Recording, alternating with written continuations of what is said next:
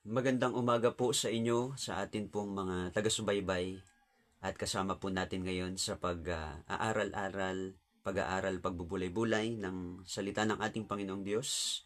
At nagpapatuloy pa rin po tayo sa atin pong devotional book na Lest We Forget ni George Knight. At ngayon pong araw mga kapatid ay pagpapatuloy po ng topic nitong mga nakaraang araw na may kinalaman po sa righteousness by faith and the third angel's message. Ganito rin po ang title nito, mga katulad po ng naunang 2 araw po mga kapatid, kahapon at nung isang araw. Pero ngayon po ay nasa part 3 na po tayo ng ating pag-aaral. At muli po ang text na meron po tayo ay nasa aklat po ng Revelation chapter 14 verse 12. At hayaan niyo pong basahin ko po sa inyo. Sabi dito ay, "Here is the perseverance of the saints who keep the commandments of God and their faith in Jesus." Revelation chapter 14 verse 12. So sa mga nakaraang panahon mga kapatid, ang atin pong iglesia, Seventh-day Adventist, karaniwan po sa mga interpreters ng banal na kasulatan, na particular this text na atin pong pinag-aaralan, before 1888, ay alam naman nila at nakikita po nila itong praise na the faith of Jesus na bilang isang bahagi po ng katotohanan na dapat pong paniwalaan at gayon din po dapat sundin. Pero kadalasan po, ay according po sa ating pag-aaral mga kapatid, ang mga Adventists ay naglalaan ng panahon hindi doon sa praise na iyon, sa faith, the faith of Jesus, kundi naglalaan sila ng mas maraming panahon at ng emphasis, mga kapatid, dito po sa word na keep the commandments of God. Makikita po natin sa verse na ito na meron pong 2 karakter po ang mga banal sa kapanahunan po, na huling mga kapanahunan. Ano po ito, no? Who keep the commandments of God. Pangalawa is and their faith in Jesus. Pero nga po, sabi ko nga po, ang emphasis po ng kanilang pag-aaral is more on those saints who keep the commandments of God. At hindi nila masyadong na-emphasize yung isa na their faith, who have faith in Jesus. Meron pong ilang mga kilalang tao mga kapatid na iyon po ang kanilang ina-emphasize. Halimbawa po dito, ang isang in-example ay si Uriah Smith, na ang kaniyang word na in-underline, nung nag-comment po siya sa text na ito noong January 1888 ay yung salitang keep. Yung patuloy na pagsunod, mga kapatid. And then the other one, ito pong si G.I. Butler, noon naman pong May 1889, ang kanya naman pong in-underline or in-emphasize, ang praise ay ang praise na keep the commandments of God. So, dito po makikita po natin na talagang malaki po ang issue sa kanila pong kapanahunan ng pagsunod sa kautusan ng ating Panginoong Diyos. Malaki ang issue para sa kanila na ang mga mananampalataya sa huling kapanahunang ito ay kailangan sumusunod sa kautusan ng ating Panginoon. Pero may isang part sila ng talatang ito na kanila pong hindi nabibigyan ng pansin. At sabi nga po dito, such an emphasis followed from their view that the Sabbath truth in the context of the mark of the beast would be God's last message to a world ripe for the second coming. So, kilala naman po natin mga kapatid bilang mga Seventh-day Adventists. Naniwala tayo sa kabilang banda, ang Sabbath ay isang sign ng bayan ng ating Panginoong Diyos, kagaya po ng binabanggit sa Ezekiel. Sa kabilang banda, doon naman sa mga hindi bayan ng ating Panginoong Diyos, sila po ay tatanggap ng tinatawag po natin na mark of the beast. Ayan. Kaya nga po dito, ito po ang paniniwala sa kapanahunan pong iyon, na ito ang huling message bago dumating ang ating Panginoong Diyos. Kaya sabi nga po dito, it is slight wonder that such an interpretation and emphasis often led traditional Adventism into the realm of legalism.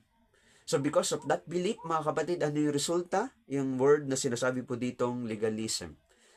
So sa madalit sabi, na ang paniniwalang ito ay ang kaligtasan o yung righteousness ay nakakonekta sa pagsunod ng isang tao sa kautusan. magagawa itong kaligtasan at katuwiran sa pagsunod sa kautusan, sa mga legal na bagay o sa pagsunod sa kautusan. Makikita po natin. Naka-emphasize ang legalismo sa kakayanan, mga kapatid, sa kakayanan ng isang tao sa pagsunod sa kautusan. So such implication lay at the foundation of the vocabulary of their belief. Words such as keep, ito yung mga salita na na-emphasize, yung salitang keep, yung do, obey, yung law, and also the commandments. Spelled in their minds the significance of the Adventist distinctive contribution to the Christianity. Pero alam niyo po mga kapatid, because of this interpretation in Revelation chapter 14 verse 12, sabi daw po mga kapatid, ito daw po ang nagbigay ng fire or ng apoy or init sa text na ito sa noong panahong 1888 upang magkaroon ng panibagong emphasis, mga kapatid, na patuloy na magbigay ng panibagong interpretation. Yan. Dito po or kapaliwanagan sa buong text nitong Revelation chapter 14 verse 12. Halimbawa po, ulitin po natin, binanggit muli dito si Jones. Sabi dito, Jones hinted at the new interpretation in December 1887. Sabi niya, the only way in which they can ever attain to harmony with the righteous law of God is through the righteousness of God, which is by faith of Jesus Christ. Ayan, ito yung nakaligtaan mga kapatid. Kasi kung iyon ang emphasize, ang magiging interpretation ng mga mananampalataya, ay kaya kong ma-attain yung righteousness sa pamagitan ng aking kakayanan.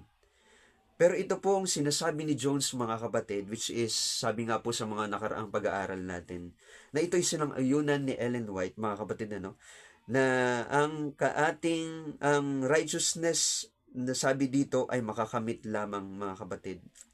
At sabi dito ay tayo po ay makakasunod lamang in harmony with the law of God, sabi nga dito, is through the righteousness of God. Hindi ito righteousness ko. Hindi ito kakayanan ko.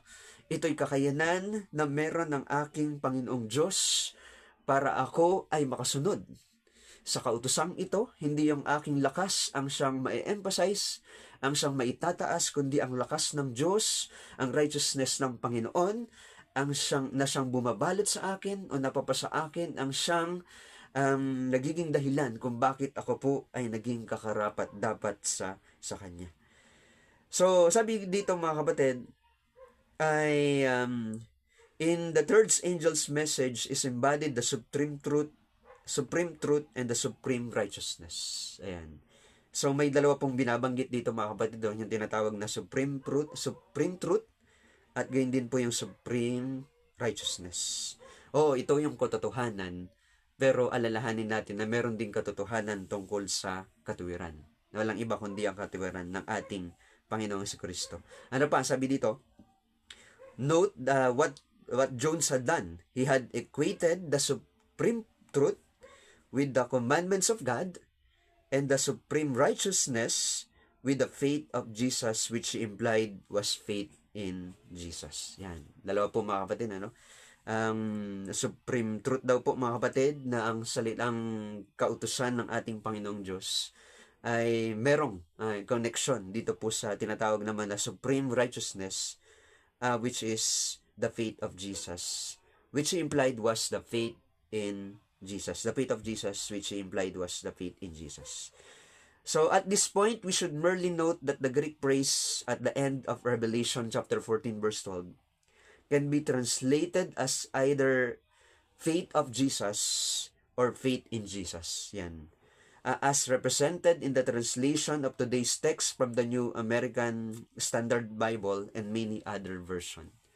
Kaya dalawa rin po mga kapatid, ito po palang phrase na ito sa huling phrase sa talatang atin pong pinag-aaralan ay mayroong dalawang possible na translation in English or interpretation. Ang una ay faith of Jesus, pangalawa ay faith in Jesus. So parehas pa rin mga kapatid. Kapag sinabi nating faith in Jesus, sino po ang dapat maitaas? Ito po ay walang iba kundi ang ating Panginoong Jesucristo. Tayo po'y nagkaroon lamang ng pananampalataya sa Kanya, hindi pananampalataya sa ating sariling kakayanan. Ito'y tungkol sa ating Panginoong Kristo na atin pong pinaniniwalaan. Hindi natin pwedeng alisin ang ating Panginoong Kristo sa pagsunod sa kautusan. Yan. Kung doon lang tayo, kung yun lang po mga kapatid ang nakikita natin at hindi natin nakikita ang part ng merong Kristo, tayo po ay nagkakamali sa pagsunod sa kautusan. Tayo po ay nagkakamali sa part mga kapatid na paghanap ng atin pong sariling katuwiran. Ang isa pa, bukod sa faith in Jesus, ay tinatawag nating faith of Jesus. So, sino pa rin yung focus mga kapatid? Ito'y hindi pananampalataya natin, kundi ito'y pananampalataya na ang ating Panginoong Jesucristo. Makikita po natin mga kapatid ang talagang ang kahalagahan na ang i-emphasize po natin dito mga kapatid ay walang iba kundi ang ating Panginoong Jesucristo. Base nga po sa narinig ko sa isang speaker, yung sinasabi ay, we have confidence. This is the confidence that we have in Him, that if we ask anything according to He will hear us. So ang confidence natin, sabi po ng isang speaker, is not on our feet, but our confidence is in God. Ang ating pagtitiwala, ang ating confidence ay hindi nakabase mga kapatid sa pananampalataya natin, kundi nakabase sa ating Panginoong Jesucristo. So lastly, ang sabi po dito, ang thought question for today, bago po tayo lumaon sa paglalakbay sa buong maghapon, ang sabi niya rito, what are the implications of faith in Jesus versus faith of Jesus? What difference could those implications make in your life? Yan. Marahil kayo mga kapatid ay meron po kayong masasabi tungkol po doon sa phrase na iyon. Ang implication ng pananampalataya kay Jesus at ang implication ng pananampalataya ni Jesus. Para sa akin, ang lahat ng ito ay tungkol sa ating Panginoong Jesucristo. Nawa siya po ang maitaas ng ating buhay. Ito po yung mga nangyari sa nakaraan. Tayo po ay merong matututunan. Ang ating iglesia ay naroon din po, talagang makikita po natin na ang challenge po ng atin pong samahan bilang mga Seventh-day Adventists sa legalism. May ganun po tayong paniniwala na sa sobrang pag-i-emphasize po natin sa kautusan ng ating Panginoon, which is totoo naman at importante mga kapatid. Pero usually ang nagiging resulta mga kapatid ay naiisip ng ating mga kapatiran ng iglesia na ang ating kaligtasan ay nakabase sa pagsunod natin sa kautusan, sa sarili nating kakayanan. Gayunpaman, ito'y tungkol sa ating Panginoong Jesucristo, na siyang nagbigay sa atin ng kalakasan, na siyang nagbigay sa atin ng pananampalataya, na siyang tumutulong po sa atin mga kapatid, na siyang nagbigay sa atin ng kaligtasan dahil doon. Siya rin po ang tutulong sa atin na masunod ang kautusan. Kaya tayo po ay magiging sang-ayon na sa kanyang banal na kalooban. Isipin po natin, nawa ang ating Panginoong Jesucristo, siya po ang ating maitaas. Manampalataya tayo sa kanya at nawa ay makasama natin siya sa buong maghapon. Magandang umaga po sa inyong lahat.